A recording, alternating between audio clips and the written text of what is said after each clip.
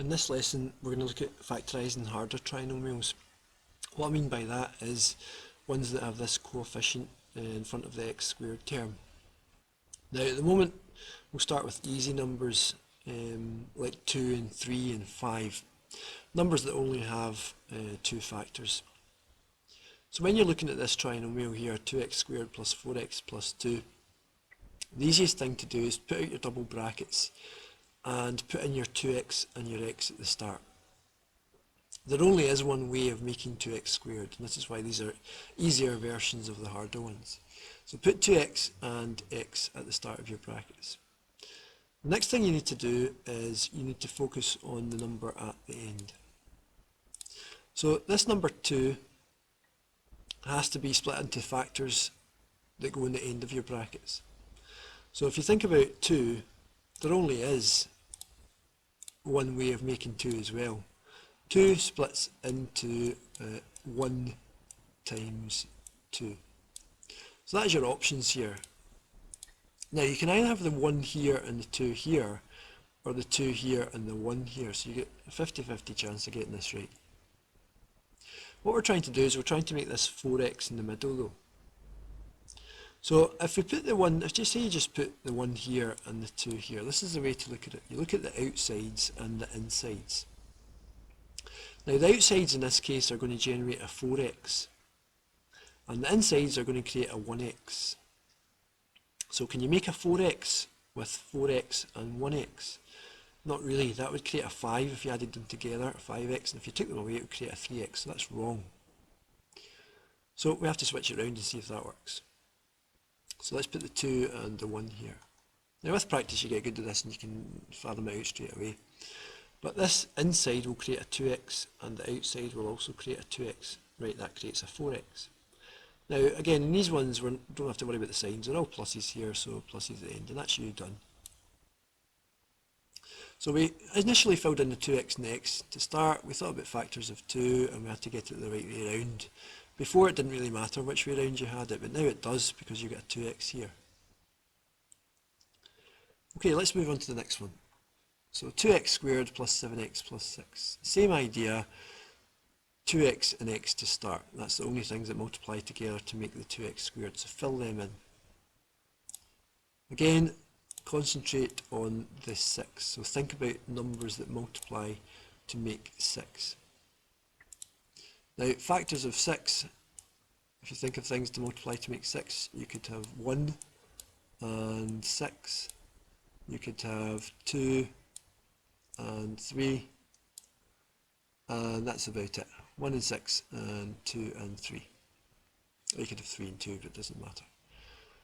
Okay, so I tend to always go for the factors that are closer together first. It's not always the case, but quite often this works. So I'm going to pick the 2 and 3. So this is a kind of trial and error approach.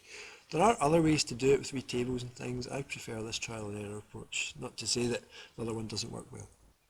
So I'm going to try the 2 here and the 3 here. So the insides give me a 2x and the outside give me a 6x when multiplied. 6x and 2x can't generate a 7x, that can only generate an 8x if you add them together, or if you took them away from each other it would generate a 4x. So it must be the other way around, so we'll switch it round and see if it works. This is going to give me a 3x and this is going to give me a 4x. 4x and 3x make 7x. Again, signs are plus. Okay, let's look at 2 more examples, this time with 3's at the front.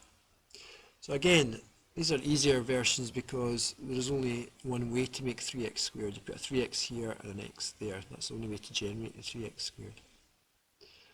We're going to look at factors of 2 at the side here. So we're focusing again on this last number. So, factors of 2. That's just 1 and 2. Okay, so you get a 50-50 chance of putting it the right way round. So I'm going to explore the wrong way first, 1 and 2. So we've got a 1x and a 6x that's going to create. Now, 6x and 1x could create a 5x if I took them away, but because there's always pluses here, I can't have a takeaway in these brackets. So it can't be that. So switch it round. 2 is a wee bit too big there, but you can see what's going on. Right, insides create a 2x, outsides create a 3x. So that's your right answer. 2x and 3x make the 5x in the middle. If in any doubt, we shouldn't be doing it anyway, but if any doubt, multiply out to check. So you can multiply this out and see if it works. If you did that, I'll do this quickly. 3x times x gives you 3x squared. 3x times 1 gives you 3x. 2x here and a 2 at the end. And that makes what you've got at the start. Right, last one in this lesson. Again, 3x squared at the start. This lesson's all about pluses, so we don't have to consider the signs. There's always going to be pluses to get this idea first. So what we're going to do is put your 3x and your x in to create your 3x squared, and then focus on the 8 at the end. So things to multiply to make 8. So I've got my 8 here, I'm thinking 1 times 8 makes 8. And also 2 times 4. Again, it's not always the case, but since we could try the 1 and the 8, and the 8 and the 1, and the 2 and the 4, and the 4 and the 2, I tend to always pick the factors that are closer together. So I'm going to pick the 2 and the 4. The reason behind this is if you pick the 8, you generate a 24 there, and that's not ideal. Usually when there's a kind of smaller number in here to try and get, but sometimes it does work. Right, so we'll pick the 4 and the 2.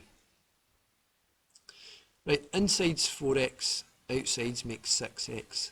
So that could make 10x if you added them together. We can't really take them away because it's all pluses, so that doesn't work. Switch it round.